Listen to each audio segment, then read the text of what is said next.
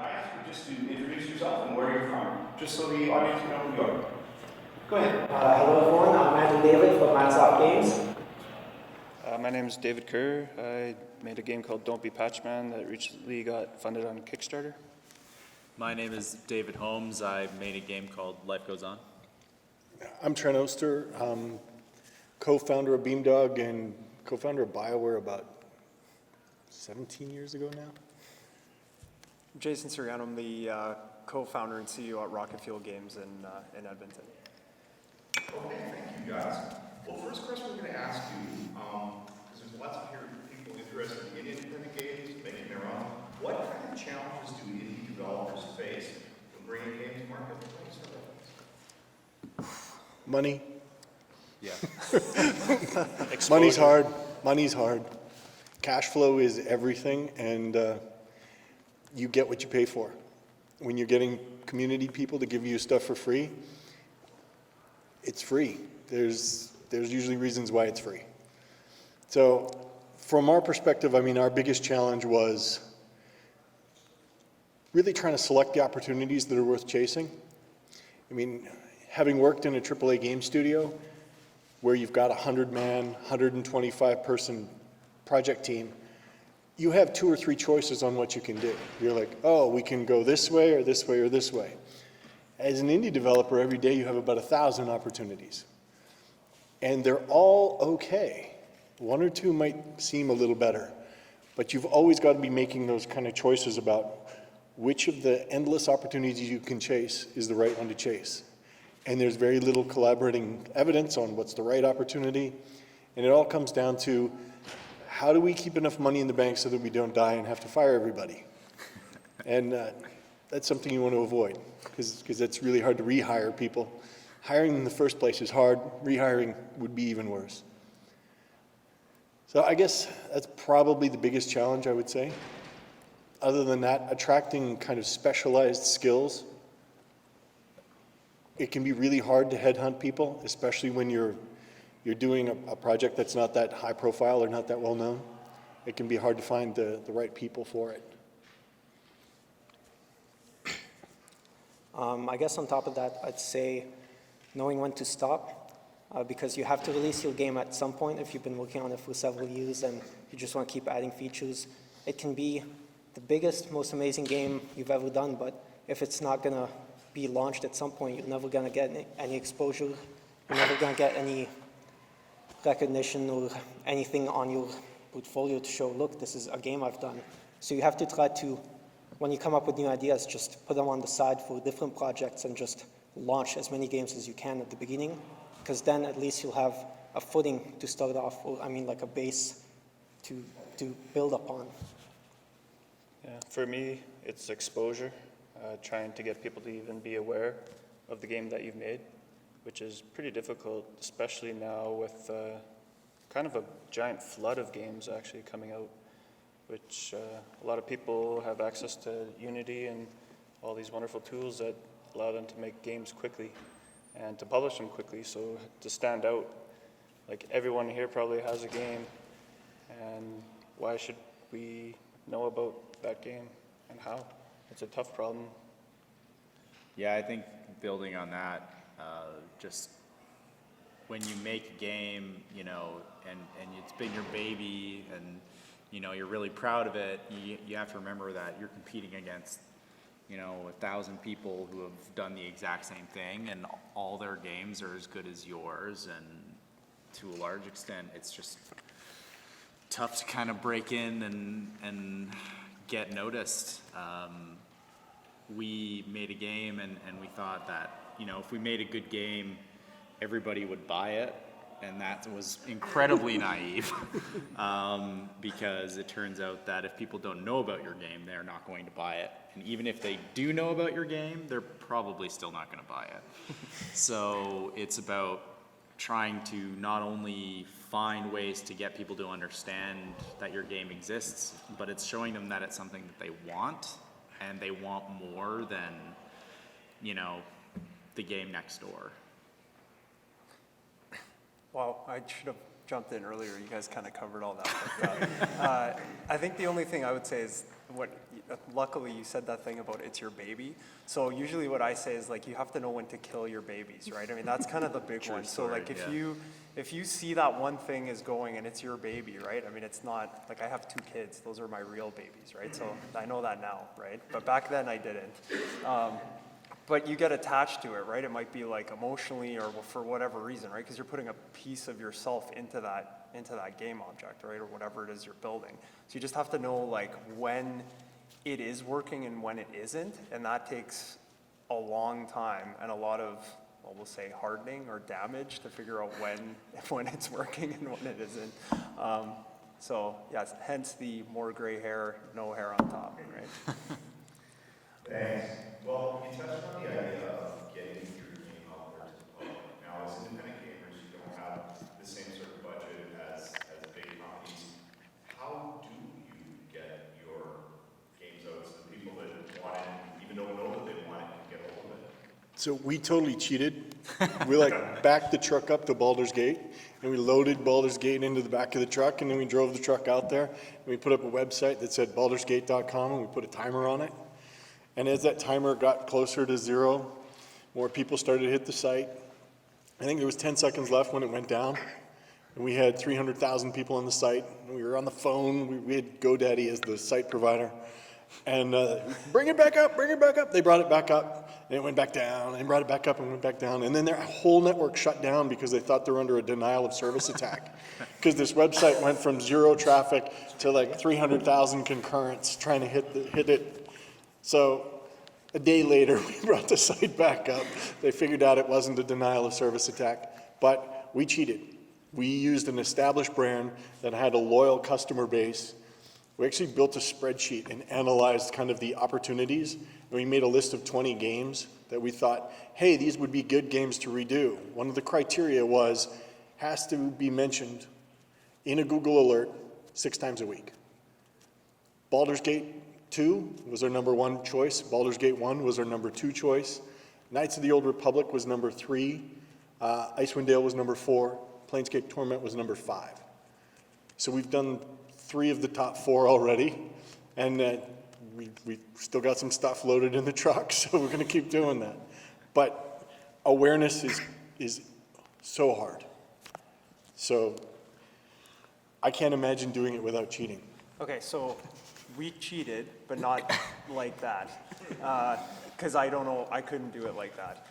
What we did, though, is we started, because we had amassed all these like individual like game objects or assets, like engines in the background, what we started doing is we started looking for like things in the press that were like top of mind, almost the same thing, right? If it was like, we were saying, okay, if the media is talking about it a lot and we could power it out in like 4 or 5 days, let's just see what would happen. So we made a game called Aura of Power after the whole Allison Redford PC scandal. And literally the team built it in 4 days. And it was hilarious, right? Because we were just like, okay, grab all these assets, just like make the little Allison sprite, right? Like get it out there. We get it out there and then Apple delays it, right? Which is usually the case. So it's out on Android, but no one really sees it. And then all of a sudden it was just one tweet by someone who knew someone in media and it exploded. So we were like, I was doing all these radio interviews, we were in the National Post, like it was all over the place. Probably, it was a little humbling because that was like the shittiest sorry game we've ever made. And it got the most press out of anything we've ever done, next to the game we made with Discovery Communications in the States. And that was like a 4-year ordeal and venture capital and like you name it, right? So for us, it was really just same kind of idea, only like timely subject in the media, then map that media thing with a game engine, slap it together, publish it, right? So that got the studio press, and we actually got some tangible client work out of it, which was pretty awesome. To touch upon what Trent said, so his cheating is basically brand awareness, and that's something that's extremely important in this case, especially in indie development. What you want to do before you even try to launch your game is build a brand. And an example with what we've been doing is we launched a webcomic in 2010, and we update that webcomic every Monday. And if you make a lot of connections, go to meetups, meet people that are in the industry or in whatever form of media you're using. We met someone called Katie Tiedrich, who is the person that does a webcomic called Awkward Zombie. Extremely popular, gets posted on Kotaku every Sunday. And we got her to illustrate our webcomic, Iconia. Every Monday, a new page for the past four years, and now we have 350,000 readers. And the whole point of this is to build Iconia's brand so that eventually we can launch our game, Iconia. So we're converting the people reading the webcomic that recognize the brand and getting them to play the game once the webcomic is actually over and they want to know more, like the story and see where it goes. So building your brand, take your time with it, put a lot of effort into it. Don't even bother trying to build a game if you don't have people aware of what you're trying to do in the first place. I wish I knew all that stuff before I tried this. I didn't have any cheats or anything. I tried it kind of the naive way. I went on social media, made Twitter accounts and whatnot, but even now it's like, you know, it's under 100 followers, and it's like, how am I going to get the word out? So my strategy was to just keep going out in real life and meeting people. Eventually I met someone who had 10,000 followers, and they helped tweet about the game. Other things were like going on IndieDB and a variety of websites like that that specialize in indie games, and emailing a lot of reviewers, which is hit and miss. One site, Destructoid, gave us a mention, and that gave us some exposure. But overall, it's still like, we're still struggling in that area. Yeah, I didn't cheat. No, it's okay. We tried really hard to build our brand. We did everything we could. We came out to startup events. We posted on Reddit all the time, started an IndieDB page. We, started Twitter accounts, Facebook accounts, all that. And we, just kept putting ourselves out there and out there and out there, and we started building this community, and we thought we were doing really well, and we went to PAX, and we were in the mega booth, and, showed off and all that stuff, and got some really good press, and then, we were thinking about emailing reviewers, and we thought, man, do we not want to write like 5,000 emails? That sounds terrible. So we got a PR firm recommended to us. We hired the PR firm, which did a lot of work for really cheap, which was very good for us because we had a shoestring budget. And so we, had this thing, and we thought we were doing really well. But they didn't my fellow panelists have not touched on something which is incredibly important, and that is maintaining good relations with your distributor. So the day we launched on Steam, to this day, was the single largest launch day in Steam's history. We were on the front page of Steam for about 4 hours, and then we were gone. And we got that traffic, and then we didn't after that. And it would have been so much more helpful if we had gotten those eyeballs for longer, because we know that we have a relatively decent conversion rate between viewing the game and buying the game, and it was just a numbers game for us, and we lost. We didn't do poorly, but we did not do what we wanted to do either. And what we're working on now, we're really trying to appeal to our distributors. So we're talking to like Valve and console manufacturers, and we're like, what do you want to showcase? How can we help you showcase this? Because if they like us, then they're going to feature us, and if they feature us, then more people will see us and buy the game. And I could just be making this all up. I might be, because we have no data to back this up. This is all just guesses and analysis of how everything went wrong on our first launch. So ask me again in 6 months, and we'll come back to it. I can add to that. We got some love from Apple, and it's like that. When you get love from the platform, it's like the sun is shining and the world is paying attention, and when the light goes away, it feels horrible. You're like, but I want the light back, please, please. But you never get the light back. You got to be grateful if you get it at all. Well, Yeah. And one of the ways to people get never it do. right now is to throw things on sale at some ridiculous price. The only problem is it's a race to the bottom. It spikes your interest. Like Baldur's Gate 2, we had a deal with Atari. I'm still sad about that. Atari was getting the majority of the revenue, and they had the rights to control the price. We were at $24.99. They kicked us for 75% sale. So it was $6 and change. We sold $600,000 worth of Baldur's Gate in one day. We barely saw any of that because it was a shitty contract. But after that, the sales stayed higher, even when we returned to the normal price. But they slowly bled off. And we kind of have this internal argument of, did we kill our longer term sales by doing that one blowout, or did we actually increase it? I'm still not sure. But I know that blowout sales cause, the fans now wait for a sale. They're like, oh, I'm not gonna buy that yet, I'll wait 6 months. It'll be on sale for half that, or a quarter of that. So it's really hard to launch a product and get any interest now, because everybody's hanging out waiting for the sale. Yeah, Steam kind of screwed indie devs, like with the Steam sales. I mean, you're right, like you can't make a living off of selling your game on volume for a cheap price. It just can't work unless you're selling millions of copies. It's just tough. And nobody's selling millions of copies. No. So I'm getting the picture that just sort of build it and they will come. It's been an oversimplification of trying to get a game out there. Build it and they will come leads to bankruptcy. Actually, I have one last thing to add. Don't be afraid to ask for favors. Like, you're at a convention and you see this lady that has 10,000 followers on Twitter, or this guy that works for the press. Just ask them for a tweet. Like, don't be afraid. Worst case, they say, no, I'm not interested. And, you know, on the flip side, they'll take a look at your thing, and if it's something they're interested in, they'll tweet. It takes a second, and you get a ton of media from that. So, you know, don't be shy. Just talk to people, maintain relationships. The thing I'd throw to that as well is that social media, it's totally unpredictable. Yeah. You can get a tweet from the right person at the slightly wrong time, it goes nowhere. You can get a tweet from the right person and it just happens to hit, and 500,000 people show up at your site. You have Flappy Bird. Yeah. So social media to me isn't a marketing strategy. Social media to me is gambling.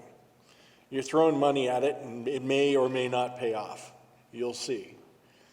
I think my own personal thing on social media, I had like 100 and some followers. And then I set out some tweet. I was like 3 a.m. I was tired. I'm like, the Nintendo Wii is a toy. 3 days later, I had 10,000 followers. And most of them were telling me why I sucked.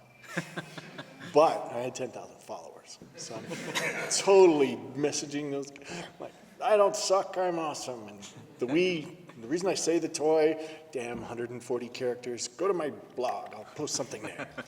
So I went to my blog and I posted stuff there, and nobody read that because nobody cared. Because the 3 days, the press surge was over and nobody really cared that I thought the Wii was a toy. Okay, well, next question. Do you see any trends happening in gaming in general that you think are going to either help or hinder the independent gaming industry? Steam opening up is a problem. The ability to get on Steam en masse nowadays is killing the ability to sell your game, because it's becoming the Apple App Store, and it's going to be impossible to get noticed unless you have good developer relations and you pray to God somebody at Valve notices you. You know, like, we launched our game, 24 other games launched the same day we did. Like, it used to be if you got on Steam, you could reasonably be considered successful. Now if you get on Steam, maybe, but yeah. So Yeah, the it's- opening on Steam for me I'd is say a the same huge thing. problem. I mean, in our space, because we're in the educational technology space, ours is Edmodo, right? So Edmodo's like the Facebook for teachers and students in the U.S. There's like 40 million like teachers and students that use it, and they had this awesome secured. I think there was only like 50 studios in there that were all vetted, and you had to have created all these games and these different scenarios, and then all of a sudden I could kind of see it happening where like, and they had these minimum price points of like $5 because they were really small educational, like math games or something, right? And then all of a sudden they opened it up to free. And as soon as I saw that, I'm like, uh-oh, here we go. And then free turned into like educators, no offense, building games in there, which were like, you know, download this piece of paper and do this tic-tac-toe puzzle. That is not a game, right? Like that's not what we build, right? And so this, I would say that's the issue, because as soon as you get in, like you could work to get into one of those platforms or distribution networks, and as soon as they change the rules, if you're not ready. And so for us, that was always a side thing for us, luckily, so it didn't really matter. But yeah, our revenue went like, it got cut in half in like, you know, days as soon as they did that. And it was pretty decent recurring revenue too. I think what David said earlier about building brand, that suddenly becomes massively relevant. Yeah. I mean, what we're talking about is the Wild West.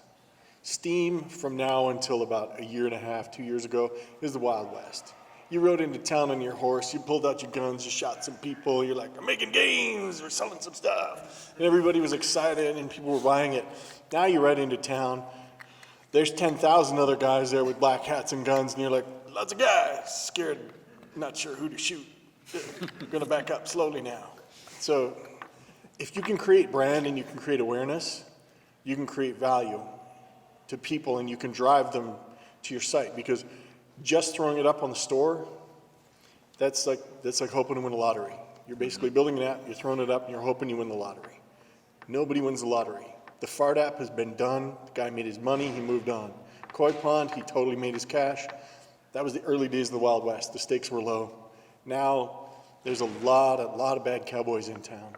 And I think building a webcomic, we always talked about that as a good way to essentially flesh out an IP on the cheap so that people could get involved. I think that's a brilliant idea. And I think that we're really going to have to, as developers, concentrate on marketing first, game second, which historically we haven't done. I mean, as an indie developer, like, we backed the truck up to Baldur's Gate because we had an honest discussion. It's like, so Cam, I think we're shitty at marketing. He's like, I kind of agree. I think we're shitty at marketing. So what should we do? We should totally back the truck up to a brand that we can hijack. How about Baldur's Gate? Yeah, how about Baldur's Gate? Let's do that. So I was able to leverage a lot of business relationships to get that. And that's not possible for a lot of people. So I think your only real option is to find a customer base that's underserved, get to know them, get to know their wants and their needs and their desires, and feed that customer base. And that's us, right? Like that's what Rocketfuel does. I mean, we have our customer base is massive because we're dealing with corporations and corporate training where I always say the bar is set on the ground, right? I mean, the stuff they believe is, oh, some of the stories I could tell you guys, it's pretty funny. Like what they think is a game or like what they think they could get out of the game, like in terms of data, they're like, so can you tell me when they finished? Like these are the things they'll say to me, right? That would cost extra. Yeah, right?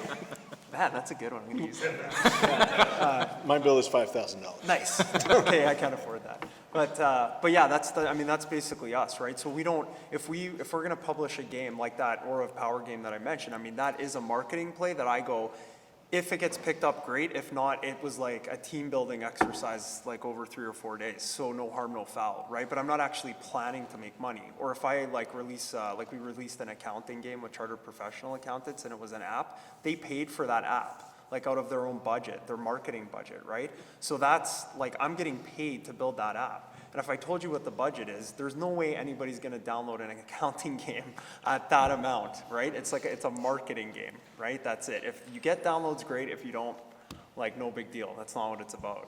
Accounting, we're not that nerdy. It's kind of sexy. Financially, I think the news is kind of grim. Like, it's hard to make a living compared to before. And with the flood of indies coming in, it's hard to stand out and therefore harder to make money. But on the flip side, the positive is people who do make a game, like anybody can make a game, and now they can put it on the market. So that's a positive. If you're not solely in it for the money, then it's all good news, right? And the tools are cheaper than ever before. Some of them are free. Yeah, it's not all doom and gloom. Like, making games is cool and it's a lot of fun, but don't get in it for the money. Get in it because you want to make games. Do something you love. If you want to make games, write oilfield software. That'll make you money. Take But it's database boring. contracts. Yeah. If someone says, I'm making games for the money, they're not very smart. And the game probably won't be very good. Yeah. True story. If it's purely for money motives, well, some people have done that successfully. I believe Crossy Road was one of those games where they tried to make it really addictive, and the in-app purchases were really well done, and they made over 10 million so far.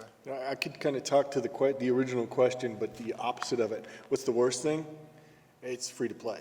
Yeah. Yeah. I was down at GDC. We were actually cooking a free-to-play title in Beamdog, and it was fun. We were playing it in the office, and it basically devolved into a game of how do I screw my buddy over, it's fun to screw your buddy over. It just really is. I went down to GDC. I met one of my buddies and he works at Big Fish, and he showed me the free-to-play thing they're working on. He's like, yeah, so here's the 3 major monetization loops, and here's kind of the compulsion loop of this, and here's the compulsion loop of that. And I came home from GDC, and I'm like, I don't want to build a compulsion loop.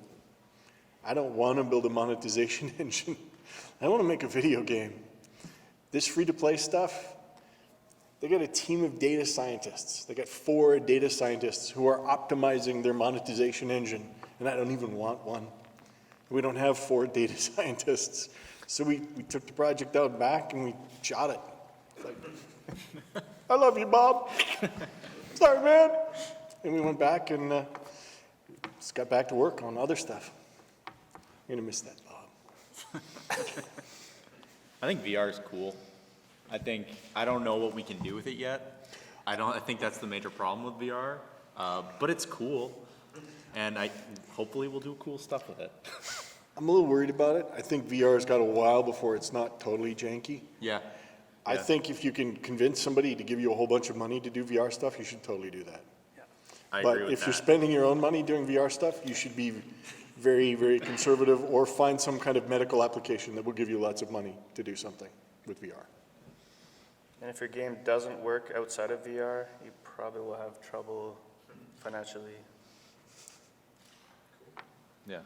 Okay, recently major studios like Ubisoft have been funding groups within their companies to encourage smaller indie-like games. Do you think there's potential for dialogue between actual indie companies like yourself and major studios to work together, or not really with that model? Yes, 100%. I know that from personal experience. When you look at a AAA company from the outside, it's scary. It's like a big metal walls and, ooh, it's a vault, and you don't want to get involved because it's all about money in there, which is true. When I worked in there, it was ball and chain, and I hated it, so I left.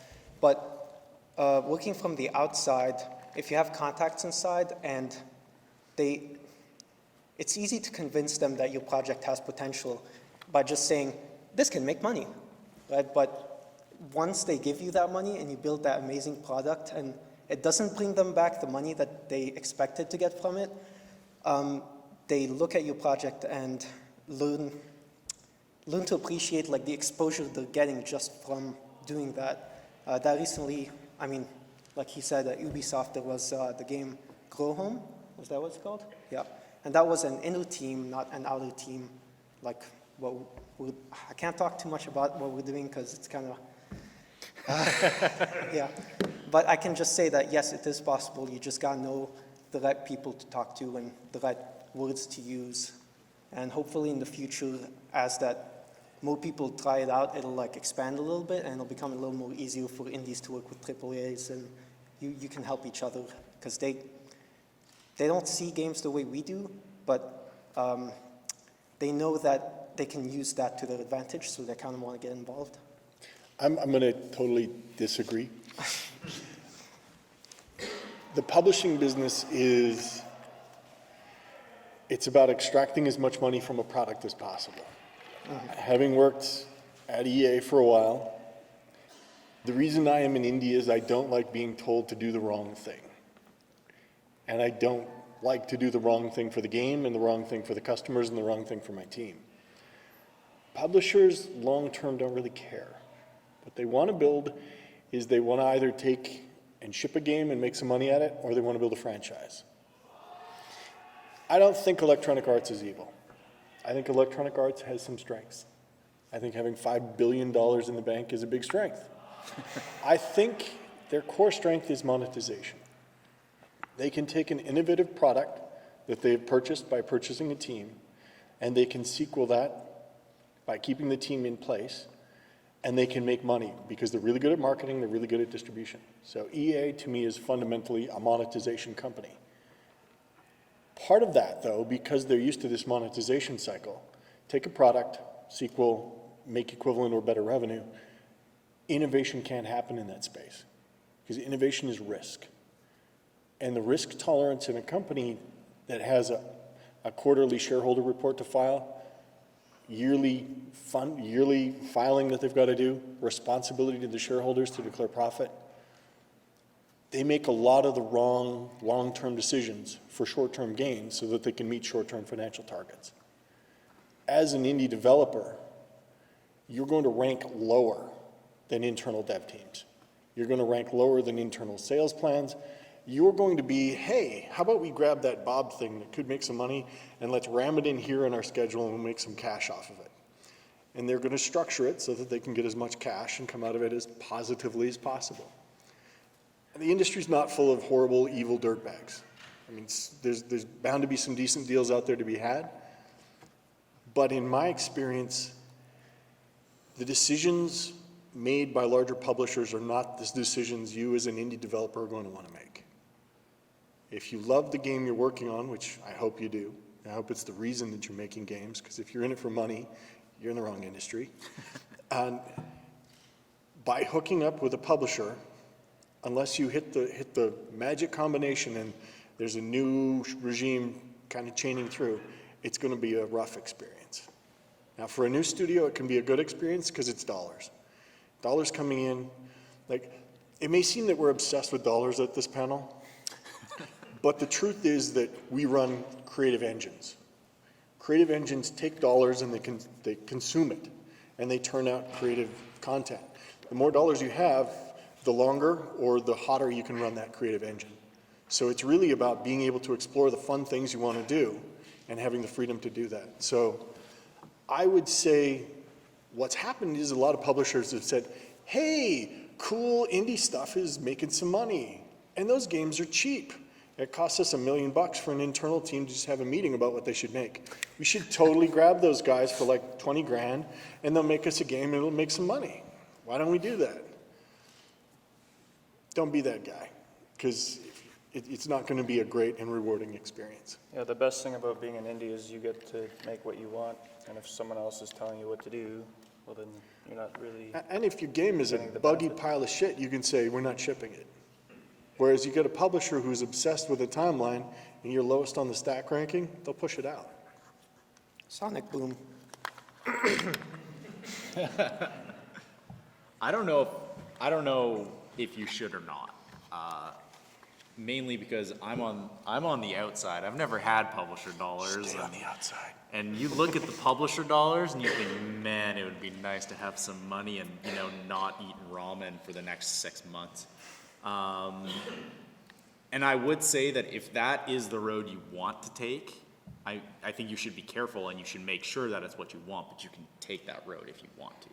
I can tell you, I've been to PAX 2 years in a row showing off Life Goes On. We were in the PAX 10 last year. We were in the Indie Mega booth the year before. People go to shows to see the cool stuff. They go to see Titanfall. They go to see Dragon Age Inquisition. They go to see the new Assassin's Creed. That's not where the lines are. There are big lines for sure because everybody wants to see those games. But you go to the Indie Mega booth, good luck. It's packed. You can't move in there. It's just full of people who want to see cool stuff. People know that this is where cool stuff is happening. And publishers realize that's where cool stuff is happening. So if you're a developer and you are in the mega booth or you're showing off at PAX or any major show, you will be approached by people who have money and want to fund you. Again, I don't know if that's the right call because I've never been involved with that, but you can do it. There's some other options that are out there. Square Enix has a program where you submit your game and then they'll take care of marketing for you, like marketing your Kickstarter. But marketing could mean almost anything. Could mean creative control, but. Yeah, so my perspective comes, I got involved in the game industry eons ago. And you needed a publisher. You need somebody to build your box, get your box on the shelf, market it, QA it. You don't need that anymore. Publishers, their biggest asset right now is cash, and they overvalue the capital. So seek other forms of money. Don't necessarily have to go the publisher route. The other thing is a publisher walking up to you and saying, hey, we'd love to fund you. We've got X amount of money. You get home, you start building your plan. It takes me a year to sign a contract. That's how long it takes me to develop a contract with another company. Admittedly, I'm a dick when it comes to contracts. I'm a total dick. But it takes a lot of time. And as an indie, stalling out, trying to leg out that time to get the contract signed, to get paid. You could have shipped a game by then. Well, and that can kill you. That can be the end of your company. Hey, we almost had a deal with those guys. So get a really good lawyer, somebody who's got video game experience. Even if they want a lot of money, pay them because they're worth it. Get lawyers. Yeah. Get a financial advisor, an accounting firm preferably, to take a look and help you kind of plot out, oh, they're offering us this, and there's quite often tax implications, or just generally, hey, we're getting paid in US dollars. Oh, this is awesome. Like, I'm convinced I'm the best finance guy ever because our profits are up 20% over last year. Oh, yeah, we just transferred our USD account a couple weeks ago and made some decent money off that. I was like, I am brilliant. We're plus 20%. Yay, exchange rate. But ultimately, it comes down to, if you're going to enter into a relationship, it's a relationship. There's somebody on the other side. If you understand what their priorities are and what motivates them and what they're after, you're going to come out of it with a much better deal and a much better understanding of what's reasonable. If you go into it saying, these guys are Square Enix and they want to help me. No, Square Enix wants to make money. Helping you is a means to make the money. So one thing I would say, because everyone's talking about alternate sources of funding, so I can speak to that one. I mean, we raised $1 million with a VC firm locally, right? And on that note, I was kind of being a dick about the contract too, right? Because I'm like, if I'm getting in bed with a VC, like, what is this going to mean, right? And the best thing that happened to us is that we got in with a VC who was more like a super angel. And I'm not going to get into the differences, but there's a big difference. And those guys basically said, we're not investing in the game, we're actually investing in you and the company. Because we know that if something goes wrong with the game, a little bit of foreshadowing there. You're going to pivot. We'll pivot, yes. All right, we worked it in, nice. We'll pivot and then, and you'll be fine. And that's exactly what happened. So on that note of like, so we've had funding and not had funding. What's really interesting is when you have VC funding, then you're solely focused on that game, and that was new for us because all of our games were based on things that we would create and then pitch to clients, right? Or we'd work with clients and pitch to clients. And what happens is when you're working on the client side, they'll come up, and I used to hate this when I was younger because they'd say things and I'd be like, oh, stupid client, why are they asking me for that? But older me goes, oh, that's interesting. I wonder if I could do something with what they're asking me to do.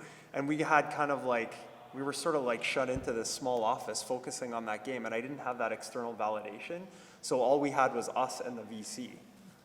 It's not good because you're not like, and you have your end users, your kids using your game and trying your game, but you kind of start chasing it. So you're not doing as much user testing maybe as you should, or parental testing as we should have been, because it's like, well, how much are you going to price that game at? That's what you're spending your time on with the VC, right? So if I could go back, I mean, we lucked out because I have the best, like, my VC, like my team is awesome, but that's not usually how it works out. That's not the typical norm. Like usually your game fails and there's just enough rope for them to hang you with at the end and then you're done.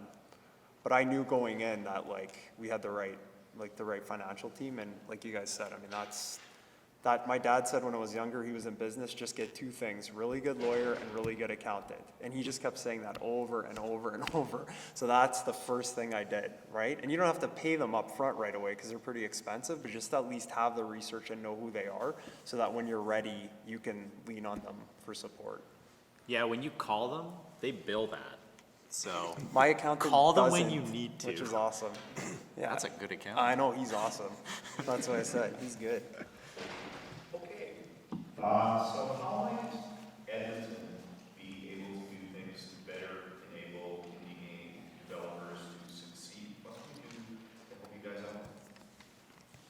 guys out? Mad Jam. What we're trying to do here is we're getting people to work together for the first time and throwing everyone at different people and seeing who sticks with who. And by the end of the year, what we actually plan on doing is provide the best team with office space, software, hardware, resources, and everything they need to actually start a studio. Because coming here, we have some friends from indie studios, but compared to how it was when I was in Montreal, I knew like 50 different indie studios that I could be friends with, and we just want more friends. So I think, investing in helping other indies actually start up their studios will really help grow that gaming community and bring in, more studios for us to work with and collaborate. I think, one, press. We should make it obvious that, hey, you can actually make games in Edmonton, Alberta. Two, we should celebrate success. I mean, occasionally we roll out the BioWare horse and it rides around once and then it goes away. We should be blaring trumpets. BioWare this, BioWare that, BioWare is wonderful. How did BioWare get started? BioWare was an indie. It got started. It grew up. It signed a publishing deal. It became what it was. I think the third thing is really mainstream press coverage and portray the industry in a positive light. Don't, dorky guy typing on keyboard, come on.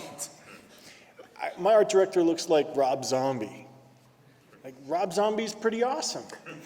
We should totally be promoting artists in video games, sound designers in video games, just game designers in general. Everybody, we allow the press to kind of ram us into this stereotype, which is bullshit. We need to own our own image. And that's kind of why I joined up as a board member on the IGDA is I want game developers, I want people to look at game developers and say, those guys are amazing. They're like a rock band. I mean, look, they've even got Rob Zombie. It's because I'm gonna totally play that card. But really, promotion will get us attention, which means that next year, this will be bigger. And next year, it'll be bigger then. Year after that, bigger yet. That pushes more people into the community. That'll push the schools to train more people. That'll push the skill set up. And the skills, I think you're going to see with game jams, you're going to see these magical combinations where they get together and the team fails. But 3 or 4 people from this team talk to a couple people from that team and they form up and they do something else. After a couple of years of this, we're going to get some really good little companies here. And we need to give them as much press attention as we can. Because the biggest challenge right now, development's easy. Anybody can grab Unity, you can grab Unreal, you can make a game. Selling it, marketing it, getting attention, that's the hard part. And if we can really build that out, and I hate game subsidies. I hate them with a passion.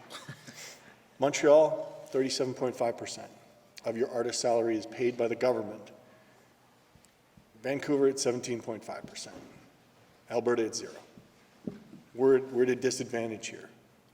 So in order to overcome that disadvantage, we're just going to have to work harder. And we're going to have to blow our horns and say how great we are. And we should totally slam those guys for needing subsidies to succeed. It's like, you guys are kind of sucky. I'd say the press thing too. I mean, I think for me it was sad because like we've been featured in the Calgary Herald more than Edmonton, which I don't understand, right? Like it doesn't make any sense. And I've actually bugged a few people at the Journal about it, and I don't really get it. I think the thing is when you have Like, I mean, there's no company like us in Edmonton, right? And I know that, right? And they're always talking about diversifying the economy and like everything else, right? But then when push comes to shove, what they're waiting for is it's like they're waiting for us to make it somewhere else. So all it's going to take is for me to, like, City of Edmonton's one of my clients, right? All it's going to take is for me to get like the City of LA as one of my clients, and then everybody in Edmonton's going to come knocking on my door. Why?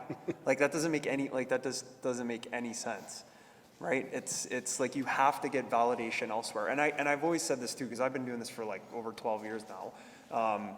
Edmonton's at least 2 years behind. So like if you go roughly, in our space anyway, right? So if you go somewhere like, you know, what you're building, we're building is usually at par or maybe like a little bit ahead, right? Because we're always trying to push it, but we have to go elsewhere to sort of validate it, right? To see like for us, it would be like San Francisco primarily, right? Because there's a lot of gamification based stuff there. You said the word. I know. I'm fired. I should just leave now. Sorry.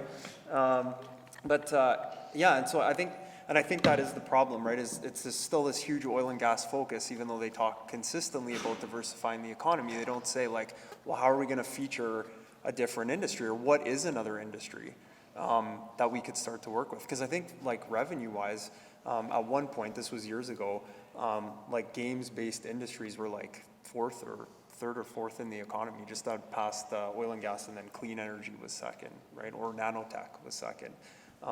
So, like, I mean, we've got a provincial election coming up. I don't hear anybody talking about it, right? My favorite, there was an IRAP program, this was a couple of years ago, set up for diversification, and it was specifically focused on energy-related research and development. I'm like, on what planet is energy research and development diversification? If oil goes to pot, research into energy goes to pot at the same time. That's not diversification, that's stacking your eggs in the same basket. One other thing I would say too is I think we're really bad at it too. Like, I would actually point the finger at us as well, because what we do here a lot of is like, I was at a conference and we were heading out to some event in like a shuttle van, and I was talking to like a company from Calgary and Edmonton that I hadn't even heard of. And we actually had common interests, and we ended up doing a project together after. Like, we were in Austin, Texas. How the hell does that happen, right? It's like, so we can say that it's everyone else too, but I think there's some responsibility on us, because we kind of have our heads down and we're just doing what we do. But we kind of forget sometimes to talk to each other and help each other out, right? Which we should do a lot more of, I think. I mean, it's a side effect of our culture. We tend to like huddle down and do the work and not reach out a lot. Yeah. Our office may be hidden deliberately. I know where it is. Bastard. I can find you. I think, I mean, with avoiding political talk, I'm just going to say, as an outsider, someone who moved here from Montreal not too long ago, I think the thing with Edmonton is people look at it and think, it's a monopoly. There's BioWare, and I don't want to compete with that because they're huge, and I'm just some stupid indie. But, I mean, we're here, and you guys are all here too, but there is a lot of space. Just don't be afraid to fill it up. BioWare isn't going to come in and like shove you out of Edmonton. You know, like BioWare is not going to compete with your weird little indie game that's about killing characters. Like, And I think that calls out a good thing, which is Electronic Arts is going to chase a niche that can sell 5 million units. Top-down isometric RPGs like Baldur's Gate, they don't sell 5 million units. It's not worth Electronic Arts building that project. So they're not going there. And what you're seeing a lot more is where the big publishers are focusing on the 5-6 million unit plus sellers. It's like, hey, Skyrim sold a lot, we should make our Skyrim. Hey, Call of Duty Blops 27, whatever it was, that sold 1 billion units, we should totally make something like that. Grand Theft, we should do some Grand Theft thing. Meanwhile, there's all these games like, when's the last really good RTS that came out? I think it's a huge opportunity. I mean, you're never going to beat Warcraft 3. And if you try to launch even remotely close to Warcraft 4, you will be stomped into paste. But nobody's making great RTSs right now. There's probably a market, a couple million people who would love to buy a good RTS. EA's not looking there. Maybe they are. I don't know. Chris, are they looking there? Nope. Just a put Chris on the spot. But there's so many great games that could be made that are big opportunities that it doesn't make market sense for the big guys to chase. And that's kind of where we can be chasing. And I think building your market, building your brand awareness, and pushing that. And I'm totally off topic. Wow. Well, let's change that. What are some key development tools that you would say are must-haves for the beginning indie game developer? Unity. Next question. Trello. Totally need Trello. Trello is awesome. Trello's great. Yeah. We used Redmine for bugs, but that's just because Scott, our programmer, likes it. The right answer on software is it doesn't matter, as long as somebody in the studio is willing to commit their life to making it work. Yeah.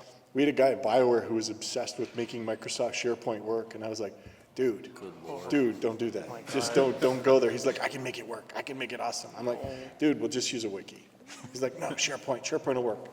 So I'm like, all right, you can make SharePoint work. He spent all his spare time making SharePoint work, but it worked, and it worked fairly well because he was committed to it. He totally believed in it. So. Make sure you're using a source control repo. I think that's fairly obvious, but you never know. Like, if you're not a programmer and you don't know about source control repos, find out what they are and use them. Subversion and GitHub are your friend. True story. They're not just for programmers either. Our lead writer and assistant writers actually use GitHub to version control all the writing they do. So literally you can even do it with like Photoshop files. This was a bad idea on our part, but we actually use it for art assets. No, that's a great We stole idea. all our art binaries in there. Well, I mean, it's just big, like it's just a massive repo. There's but- actually one for art now. I can't remember Is what it's there called. really? Yeah, Oh my I can't, there's a different name though. We were just looking at it last week. Yeah, But it's source control for art. Yeah, it's source Yeah, control for Layer like Vault. Photoshop. yeah, They shut down though 4 months ago. No, there's a different There's a one. different In one. So Vision? the big thing, like Might be in Subversion Vision. is free. GitHub is like, I think we pay like 20 some bucks a month for it. Yeah, we use Mercurial. Yeah. Good So bucket. amazing tools out there, cheap. And the other thing is research. Yeah. Don't build it yourself. Like Oh yeah. you a lot do- of open source, you do not realize how stupid we were when we started. Yeah, so we were like that. The one tool that I would say that we've been using a lot of lately is Construct 2, right on our side. And we just like we spent 8 months, I think, building that accounting game, and we're doing like a side-scrolling game for kids to teach them about allergies right now. I think that engine we built in like using Construct 2 in probably like 2 weeks. Right, because all the tools are already there, and then you can deploy to whatever platform you want. Right, a lot of our stuff is web-based, but yeah, I mean, there's like Kern was saying, just research because like Don't build yeah, tools. and if you have a dev who's always like, I'm gonna build it myself, like fire that dev. That being Right? said, don't Like- build tools, but build tools for your editor. Like, Yeah, for like the your love builder. of God, build Unity tools. Oh my God. I wish we had known this at the start of our project because we were like, we don't need to build a level editor. Unity's a 3D thing. It'll just work. It's like, no. The first time you place 1,000 bricks by hand, you never want to do that again. Yeah, like when we built Shattered Steel, we built PolyEdit, which was for creating polygons. We built TextEdit, which was for creating textures. We created BotEdit, which was for assembling polygons into bots. And then we created AnimEdit, which was for animating robots. We built all these tools, and they were the most craptastic tools you can imagine. Like we're talking click up once, click down twice, or it crashes when you launch it. Greg Zeschuk wrote that one. It was TextEdit. When you need a custom tool, you can take an open source one and just modify it. Yeah. Yeah. Easier said than done, but we use Tiled. It's a 2D level editor, and it's open source. So if you need to add anything to it, it's not too hard. We always just talk about it like for the non-devs in the shop, like we just say it's like Lego blocks. Like that's the idea, right? Just try to get as many of those pieces like in place from wherever you can. And so like when I have time on the weekend and at night, that's what I'm actually looking for. Like I'm just researching that kind of stuff all the time, and I just fire it at our dev team. Like check this out, and I get a lot of responses back like, that's a piece of shit, this is a piece of shit, holy crap, that one's awesome. Okay, right, like 1 in 10, well whatever, right? I mean, that's the thing, like research, think first, research, then build the thing that you're gonna build, right? Don't You'll get a build- way better product. Don't in the build a end. physics engine. That Just is- take box 2D That sort of goes or without saying. That has whatever, been solved. bullets or Yeah, something. for sure. Unless So- you're like, Yeah. that's your PhD. Yeah, my business partner Cameron is the best programmer I've ever worked with. The reason he's the best programmer I've ever worked with is he hates writing code. Yeah. He doesn't like to write code. He goes and he says, has somebody else solved my problem? Check around, check around, check around. He evaluates 4 or 5 solutions. He's like, somebody else has solved my problem. Boink. He grabs it, and it actually makes that noise when he grabs it. It's like his superpower. Yoink. Our guy makes that too, Matthew. He does that. And it's amazing because he's able to scrabble together this amazing framework that does great things. I mean, we sent him into the Baldur's Gate code. He's like, he described his strategy.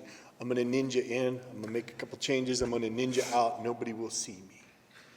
A week later, he's in there with machetes. 400,000 lines of code he cut out of that game. Because he was like, I don't understand it. It's doing stuff. It was multi-threading, didn't make sense, I'm just gonna whack it. And he whacked it, he replaced it with, I think, about 6,000 lines of code. Performance tripled, bugs went way down, because less code to maintain is a win. So write less code, and if you've got a programmer on your team who just loves writing code, spank him. See, he's nicer than me. I set fire on him. He's like, yeah, But you can fire him later. yeah. Spank him a couple times first. You gotta try and fix the behavior. Okay, guys, let's see if there's any questions from the audience. We have time to take 1 or 2 questions. Yes, sir. You mentioned how important it is to find lawyers and accountants up front. How do you go about doing that? Like you just start. Ask around. That's what we did. Just ask around. I Try and have, find good ones. I have 4 lawyers. I have a general corporate, I have an IP specialist, I have a US kind of game business guy who's really good, and I have a US IP guy. The IP guys cost about $800 an hour. The general corporate local can cost up to about $200, $300 if you're going cheaper. I use our US game guy for just about everything now because he knows the game industry. And it's just so handy. And his name is Paul Tagger, and he works for a company called Apogee Law Group. And tell him I sent you, and he'll probably hang up, but. Yeah, we just asked around to everyone we know about who was good lawyers, and that's how we found our lawyer. Yeah, you want to find somebody who's worked in the game business, because somebody else will have paid for their education. You don't want to pay for the lawyer's education. General counsel is interesting, right? Because you can always, like, there's lots of people that can do your annual filings, like corporate filings and just the basic stuff. The accountants, I mean, surprisingly, I've had no problems with accountants, right? And usually a lot of accountants, like, will give you consult, right? If they think that you have the business, just know what their hourly is. But like our guy, I mean, I can call him right now and he won't charge me for it. I want to see that. I probably don't bug him that much. I don't bug him as much as our lawyers, so that's probably why. But, yeah. Okay, we have 1 more question for the yes. How important is early marketing for the success of any game? For instance, having a website with fancy little graphics and screenshots, etc. Nobody cares about your website. Nobody will ever care about your website. The only way you can get people to come to a website is to come up with you got to have some hook. Like, if I were to suggest anything right now, I would say, find out what the YouTube and Twitch guys are doing in video games and make a video game that's great on Twitch. If it's putting a goat on your head and running around, some guys will do some Twitch stream on it, 1 million people will see it, they'll go on Steam and they'll buy your early access. Like, I ran around with a goat on my head, it was hilarious. That's how you succeed now, you just get attention. The game he's talking about is called Toto Temple, and it's by Juicy Beast. That's what I used to work. That was so awesome. Bastards owe me. That was my idea. For your question, I'd say early marketing is important, but you gotta be creative about it. Like, you can't just put a website with a place to sign up with your newsletter and maybe a teaser trailer or some screenshots, because there's a billion of these that go out every day. So you gotta make your research and find creative ways to get people involved in your product even before it launches. Maybe whether it be like founder packs, whether it be transmedia, I hate that word, but like, doing a webcomic, that kind of thing. Just figure out interesting ways to get people involved, and that's your early marketing. You still have to do it. You still have to have a website and a mailing list. Oh, no, but yeah, it's you not do. going to I'm not saying don't automatically do be it. effective, right? Yeah, Yeah, if that's you what I build meant. it, they will come isn't true, and social media is lies. So really, it comes down to, you got to create some kind of something appealing to draw people, to pull them in there. Or you've got a direct thing, like I said before, to some current event that everyone's all over, right? Because then they're already searching for it, and that's what we did, right? So if you send a tweet out and everybody's tweeting like, fakes on a plane, like, or of power, right? Then all of a sudden it shows up in the feed. A few people tweet it. It's because there's people actually looking for that line, right? So that was intentional, but that's tricky, right? You're kind of playing the game there too, right? Is it going to work? Is it not? Yeah, and if your game doesn't really match with the hashtag you try to co-opt, they will pee on you. Yeah, you'll get in trouble. They're mean. Yeah. We used early marketing for playtesters, so we're poor and can't afford to hire people to playtest our game. So we just tried to use it as a way to get people to play our game, to find out what's wrong with it and how we can make it better. And that's where we found it valuable. I don't know if it was valuable in terms of driving sales, but it was valuable in terms of making our game better. I did a study. It was a marketing study from the UK. It was in mid-2000s. They attributed 69.3% of all video game sales to word of mouth. Marketing had no impact compared to word of mouth.